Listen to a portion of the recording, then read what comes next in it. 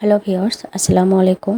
আজকে আপনাদেরকে তৈরি করে দেখাবো মাত্র 1 কাপ সুজি দিয়ে বিকেলের নাস্তার রেসিপি। আর এই নাস্তাটি একবার তৈরি করে খেলে বারবার খেতে ইচ্ছে করবে, আর তৈরি করাও কিন্তু খুবই সহজ।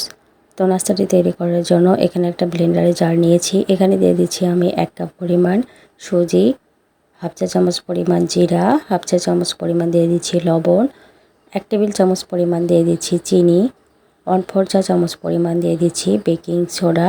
তো এখানে কিন্তু বেকিং সোডাই ব্যবহার করতে হবে, বেকিং পাউডার না। তো সমস্ত উপকরণ আমি ব্লেন্ডারে ব্লেন্ড করে নিয়েছি।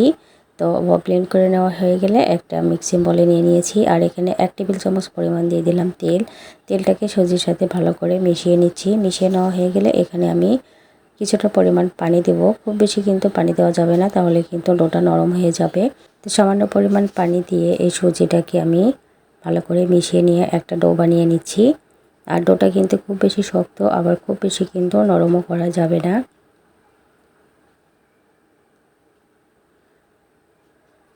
তো ডোটা আমি বানিয়ে নিয়েছি। এই ডোটাকে আমি রেস্টে রেখে দেব 10 থেকে 15 মিনিটের জন্য। আর 10 থেকে 15 মিনিট পরে দেখবেন ডোটা কিন্তু একদম সেট হয়ে যাবে।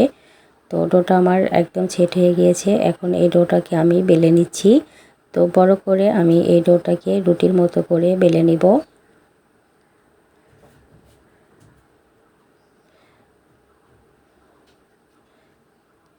আর আমি কিন্তু খুব বেশি পাতলা আবার খুব বেশি মোটাও করে বেলে নিইনি। এখন একটা কাটার দিয়ে আমি এভাবে লম্বা লম্বা করে কেটে নিচ্ছি।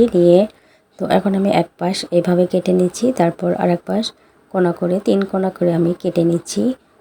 তো আপনারা কিন্তু আপনাদের পছন্দ মতো এই ডিজাইনটা করে নিতে পারেন।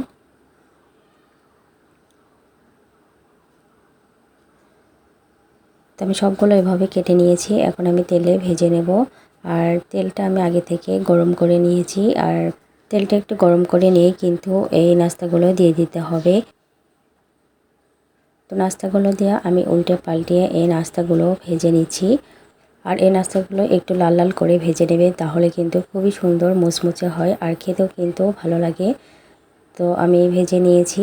এখন একটা প্লেটে নিয়ে নিচ্ছি। আর সবগুলো নাস্তা কিন্তু এভাবে ভেজে নিয়েছি। ভেজে নেওয়া হয়ে গেলে এখানে দিয়ে দিচ্ছি 1/4 চা চামচ পরিমাণ বিট লবণ, আর 1/4 চা চামচ পরিমাণ দিয়েছি চাট মশলা। আপনারা চাইলে এখানে কিন্তু চিলি ফ্লেক্স বা মরিচের গুঁড়াও দিতে পারেন। এতে করে কিন্তু একটু ঝাল ঝাল লাগবে আর খেতেও ভালো লাগবে। যেহেতু আমি বাচ্চাদের জন্য তৈরি করেছি, তাই আর ঝালটা দিলাম না। তো চাট মশলা আর বিট লবণটা দিয়ে ভালো করে মিশিয়ে নিয়েছি। আর দেখতে পাচ্ছেন কতটা লোভনীয় লাগছে, আর খেতেও কিন্তু অসম্ভব মজার হয়। একবার এইভাবে ট্রাই করবেন, দেখবেন ছোট থেকে বড় সবাই কিন্তু খুবই পছন্দ করবে। আর বিকেলে চায়ের সাথে খেতেও কিন্তু খুবই মজার হয়। আর কতটা মুচমুচে হয়েছে দেখে বুঝতে পারছেন। তো ভিডিওটি ভালো লাগলে লাইক, কমেন্ট, শেয়ার করবেন। আজকের মতো বিদায় নিচ্ছি। আসসালামু আলাইকুম।